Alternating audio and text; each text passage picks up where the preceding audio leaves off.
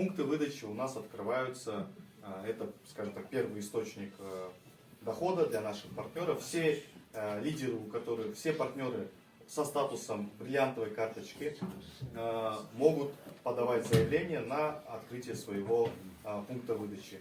Если у вас есть вышестоящий спонсор, старший менеджер и выше, который берет, скажем так, ответственность за открытие этого пункта выдачи. Каждый старший менеджер может брать на себя ответственность за 3 пункта выдачи. Соответственно, один человек может помочь 3 партнерам открыть пункты выдачи. Этот пункт выдачи может перерасти в магазин, фирменный магазин компании, который в дальнейшем будет также дополнительно приносить доходы обладателям и плюс ко всему будет являться частью сети магазинов Лимон, официальных магазинов по стране. Вау.